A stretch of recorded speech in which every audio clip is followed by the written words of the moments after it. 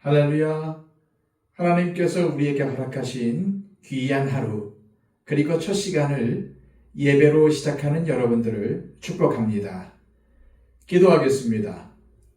하나님 아버지, 오늘도 우리에게 새로운 기회와 새로운 날을 주심을 감사합니다.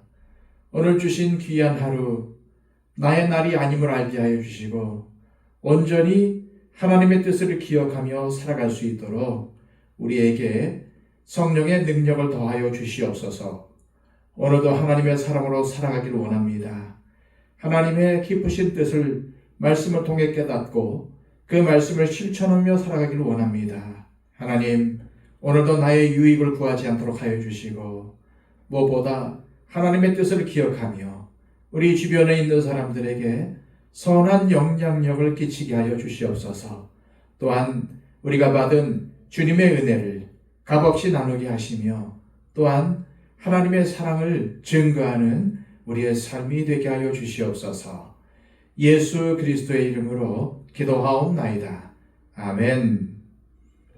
다 함께 찬송가 399장 찬양 드립니다.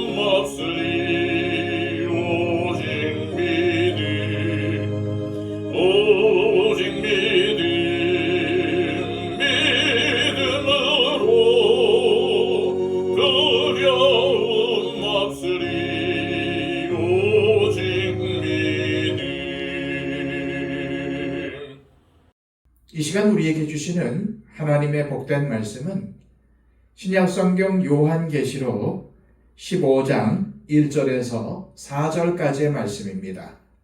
신약성경 413쪽입니다. 또 하늘에 크고 이상한 다른 이적을 보매 일곱 천사가 일곱 재앙을 가졌으니 곧 마지막 재앙이라. 하나님의 진노가 이것으로 마치리로다. 또 내가 보니 불이 섞인 유리바다 같은 것이 있고 짐승과 그의 우상과 그의 이름의 수를 이기고 벗어난 자들이 유리바닷가에 서서 하나님의 검은 거를 가지고 하나님의 종 모세의 노래 어린 양의 노래를 불러 이르되 주 하나님 곧 전능하신 이시여 하시는 일이 크고 놀라우시도다. 만국의 왕이시여 주의 길이 의롭고 참되시도다. 주여 누가 주의 이름을 두려워하지 아니하며 영화롭게 하지 아니하오리이까. 오직 주만 거룩하시니이다. 주의 의로우신 일이 나타났음에 만국이 와서 주께 경배하리이다 하더라. 아멘.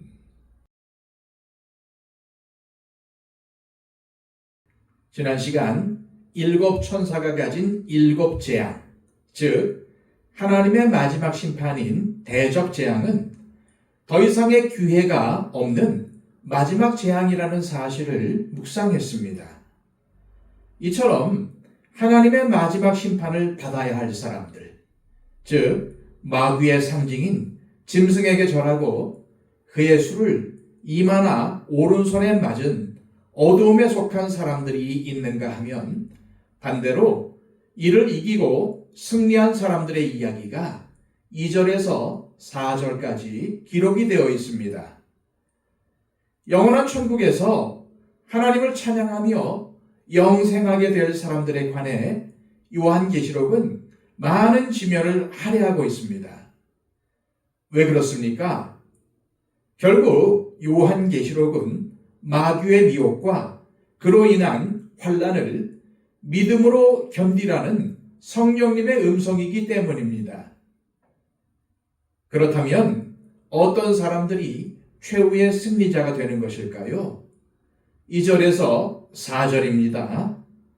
또 내가 보니 불이 섞인 유리바다 같은 것이 있고 짐승과 그의 우상과 그의 이름의 수를 이기고 벗어난 자들이 유리바닷가에 서서 하나님의 검은 거를 가지고 하나님의 종 모세의 노래 어린 양의 노래를 불러 이르되 주 하나님 곧 전능하신 이시여 하시는 일이 크고 놀라우시도다.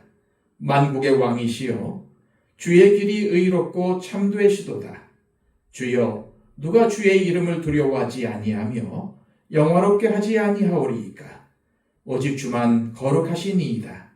주의 의로우신 일이 나타났음에 만국이 와서 주께 경배하리이다 하더라. 우선 요한 사도는 불이 섞인 유리바다 같은 것을 보았습니다. 이 유리바다는 계시록 4장에 이미 등장했었습니다. 계시록 4장엔 보좌 앞에 있는 수정과 같은 유리바다라고 묘사되어 있습니다. 그런데 15장엔 이 유리바다에 불이 섞여 있다고 묘사하고 있습니다. 수정같이 맑은 유리바다에 불이 섞여 있다는 것은 무엇을 말해줍니까? 이어질 마지막 심판에 대한 그림을 보여주는 것입니다.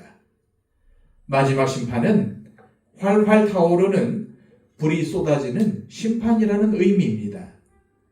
그런데 그 불타는 유리바닷가에 누가 서 있습니까? 고난과 박해를 이기고 믿음으로 승리한 사람들이 서 있습니다. 이들은 자신의 힘으로 이긴 것이 아닙니다. 약할 때 강함 되시는 주님과 진리의 말씀을 붙잡고 승리한 사람들입니다. 주님은 이미 요한계시록 2장과 3장에 소아시아의 7 교회에게 주신 말씀을 통해 이기는 자에게는 하늘의 특별한 복을 주시겠다고 약속하셨습니다. 그런데 오늘 본문에 이긴 사람들이 등장하는 것입니다. 이들이 이긴 것은 무엇입니까?